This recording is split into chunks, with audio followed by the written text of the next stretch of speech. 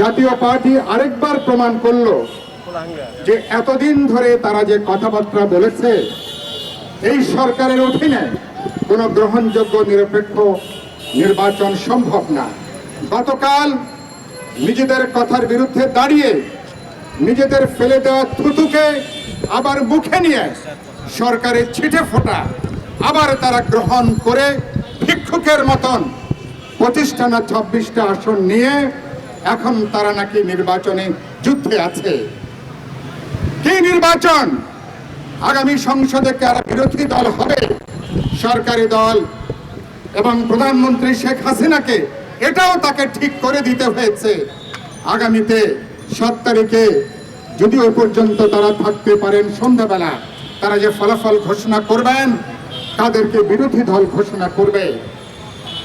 কথাটা খুবই পরিষ্কার। মানুষ এটাকে কোনো নির্বাচন হিসাবে মানুষ দেখে না। ইতিমধ্যেই আমি গত পরশুদিন বলেছি, সরকারি দলের নেতারা বলছেন মানুষ তো নির্বাচনকে প্রত্যাখ্যান করেছে, নির্বাচনকে বর্জন করেছে। দেশব্যাপী নির্বাচনের ব্যাপারে কোনো তাপ উত্তাপ নাই। যে দেশের মানুষ নির্বাচনকে উৎসব মনে করে সে দেশের মানুষ নির্বাচন নিয়ে একটা গণ হতাশা, গণ অনাস্থা ইতিমধ্যেই দেখা দিয়েছে। শেষ রক্ষা করবার জন্যে জাহাঙ্গীর কবির নানক সহ নেতারা বলছেন আওয়ামী লীগে দরকার হলে হাতে পায়ে ধরেন, হাতে পায়ে ধরে ভোট কেন্দ্রে ওদেরকে নিয়ে আসেন।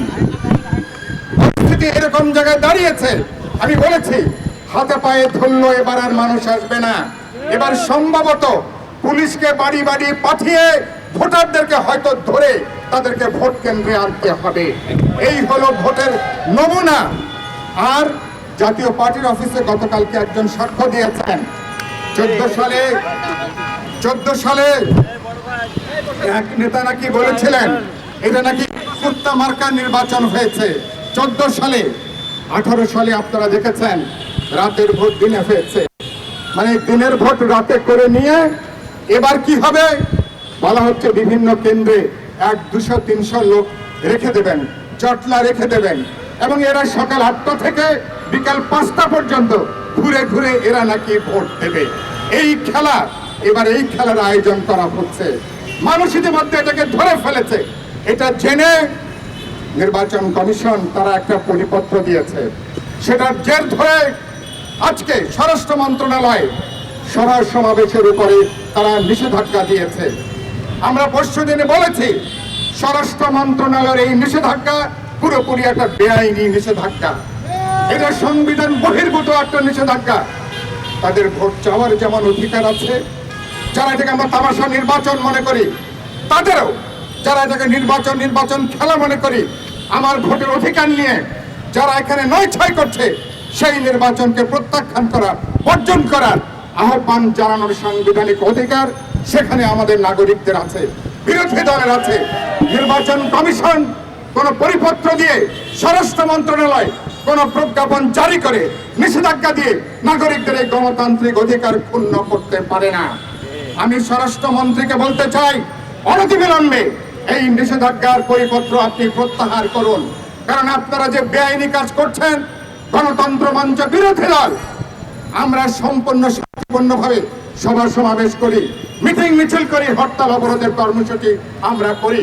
সুতরাং আজকে এইভাবে যারা ইতিমধ্যে খেয়াল করেছেন দেশব্যাপী আওয়ামী লীগের প্রার্থীরা, আওয়ামী লীগের দামি প্রার্থীরা দেশের অনেক জায়গায় ইতিমধ্যে তারা সন্ত্রাস তারা তৈরি করেছে।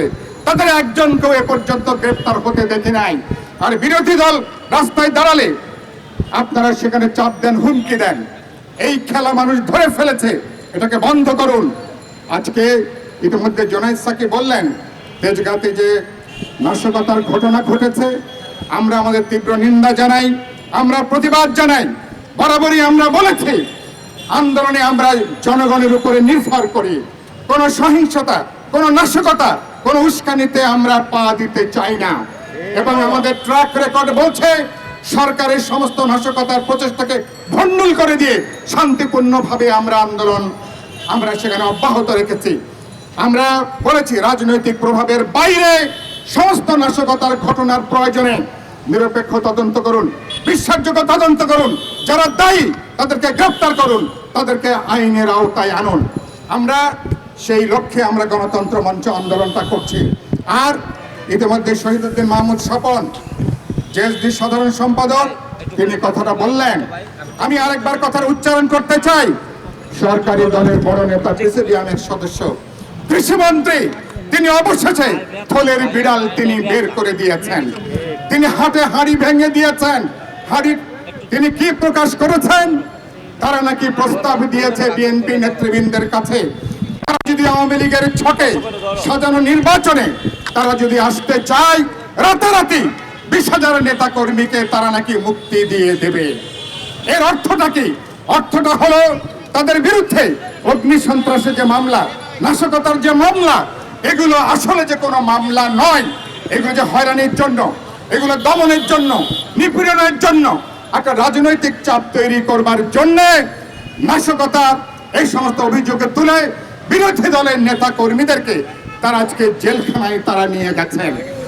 এই ঘটনা প্রমাণ করেছে সরকারের যতগুলো তারা মামলা দিচ্ছেন, যতগুলো ফরমাইশি রায়, সবগুলো সরকারের রাজনৈতিক ইচ্ছা পূরণ করবার জন্য নিম্ন আদালতকে দিয়ে তারা আজকে বিরোধী দলকে জেলে পুরে তারা আজকে তাদের ক্ষমতার মসনদকে তারা নিশ্চিত করতে চায়।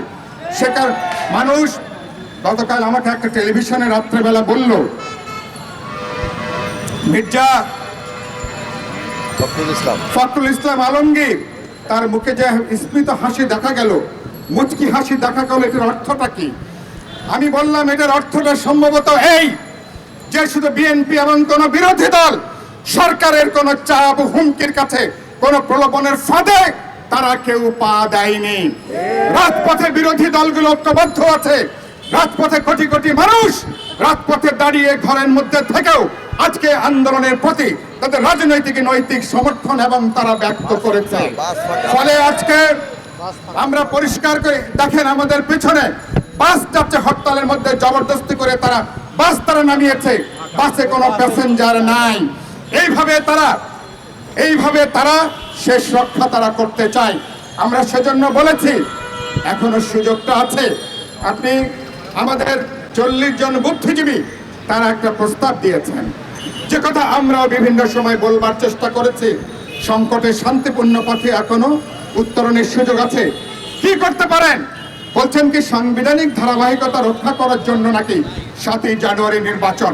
পরিষ্কার করে বলি, মানুষের ভোটের অধিকার হরণ করে একতরফা নির্বাচন করে ভাগাভাগির মধ্য দিয়ে 14-18 সালের মতন আরেকটা তামাশা মঞ্চস্থ করে কোনোভাবেই সাংবিধানিক ধারাবাহিকতার কথা বলে নির্বাচনের নামে এই তামাশাকে কোনোভাবেই বৈধতা দেওয়া যাবে না। মানুষ কোনোভাবে এই খেলাকে আরেকবার মানুষ বরদাস্ত করবে না।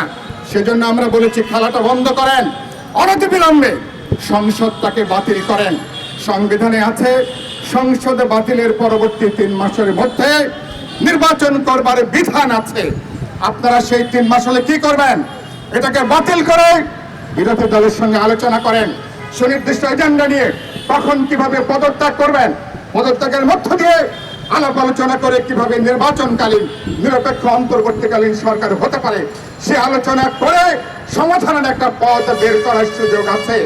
যদি সেই পথে না হাঁটেন, শুধু আমরা না, গতকালকে আপনারা শুনেছেন মস্কো থেকে রাশিয়ার পররাষ্ট্র যে মুখপাত্র মারিয়া জাকারোভা তিনি গতকালকে বললেন যে পরিস্থিতি চলছে 7ই জানুয়ারি কেন্দ্র করে তার পরবর্তী বাংলাদেশে একটা আরব বসন্ত নাকি এখানে দেখা দেবে। আরব বসন্তের অর্থ কি? একটা ফ্যাসিবাদের বিরুদ্ধে, সামরিক স্বৈরতন্ত্রের বিরুদ্ধে, দুরাচারের বিরুদ্ধে লক্ষ লক্ষ মানুষ, কোটি মানুষ তারা রাস্তায় তারা নেমে এসেছে। বাংলাদেশে আরব বসন্ত নয়, বাংলাদেশে হবে বাংলা বসন্ত। সেই বাংলা বসন্তের জন্য মানুষ এবার তৈরি হচ্ছে। মানুষের যে পুঞ্জীভূত ক্ষোভ, যে কোনো সময় এই ক্ষোভ লক্ষ লক্ষ মানুষ রাজপথে মানুষ নেমে এসে গণবিস্ফোরণ ঘটাবে এবং সেই আশঙ্কা ইতিমধ্যে এই সরকারের যারা তাবেদার তারা পর্যন্ত আজকে তারা বুঝতে পারছেন। পঙ্কজ সরেন, সরকারের ভারতের পুরনো নীতি নির্ধারক MJ আকবর, তিনি একটা বড় সাংবাদিক, পরবর্তীকালে তিনি বিজেপিতে যোগ দিয়ে তিনি মুখপাত্র হয়েছিলেন, পররাষ্ট্র প্রতিমন্ত্রী। তারা বলছেন বাংলাদেশের অভ্যন্তরীণ রাজনীতিতে বিদেশিদের কোনো হস্তক্ষেপ নাকি তারা দেখতে চায় না। আমি জিজ্ঞেস করতে চাই, 14 সালে এরকম একটা একতরফা নির্বাচনে কিভাবে আপনারা তৎকালীন ভারতের পররাষ্ট্র সচিব সুজাতা সিংকে ঢাকাতে উড়িয়ে এনে কিভাবে আপনারা জাতীয় পার্টিকে বিরোধী দলকে বদ্ধ করলেন? 18 সালে কিভাবে এরকম একটা তামাশা নির্বাচনে চোরের সাক্ষী কাটার মতন সেই নির্বাচনকে আপনারা সমর্থন করলেন? আমরা পরিষ্কার করে বলি, বাংলাদেশের ভাগ্য বাংলাদেশের মানুষ নির্ধারণ করবে। বিদেশিদের কোন লীলা ক্ষেত্র, বিদেশিদের কোন চক্রান্ত ষড়যন্ত্র, কোন লীলা ক্ষেত্র অতীতে যেমন আমরা বরদাস্ত করিনি, ভবিষ্যতে আমরা বরদাস্ত করব না। গণতন্ত্র মঞ্চ সেই লড়াইটাকে জারি রেখেছে। এখন থেকে যতটা দিন যাবে লড়াইটা আরো যুক্ত হবে, মানুষ যুক্ত হবে। মানুষের পুঞ্জীভূত যে কোনো সময় রাজপথে এটা ফেটে পড়তে পারে। সেই লড়াইয়ে আপনারা যুক্ত হবেন। আইন শৃঙ্খলা রক্ষাকারী বাহিনীকে বলি, আপনারা আওয়ামী লীগের কোন অঙ্গ সংগঠন নয়, আপনারা প্রজাতন্ত্রের কর্মকর্তা, প্রজাতন্ত্রের আপনারা সেখানে আপনারা কর্মচারী, আপনারা আইনের মধ্যে থাকবেন। আপনারা আওয়ামী লীগ সরকার শেষ সরকার নয়, এরকম কোন কাজ করবেন না যাতে ভবিষ্যতে আপনাদের জন্য কোনো বিপদ আপদের জায়গাটা যাবে। এই খেলা বন্ধ করুন। গণতন্ত্র মঞ্চ বিজয় অর্জন না হওয়া পর্যন্ত রাজপথে আছে, রাজপথে এবার লড়াই বিজয়ী হয়ে তারপরে ঘরে ফিরবে। বাংলাদেশের মানুষকে শান্তিপূর্ণভাবে আগামী কদিন দাঁড়িয়ে বাংলাদেশের ভাগ্য নির্ধারণের জন্য আমরা আহ্বান জানাই। আগামী কালকে পরশু থেকে কর্মসূচি চলবে, আগামী দুদিন। আজকে বিকালে সেই কর্মসূচি আমরা হয়তো ঘোষণা করতে পারবো। সবাইকে শুভেচ্ছা এবং অভিবাদন।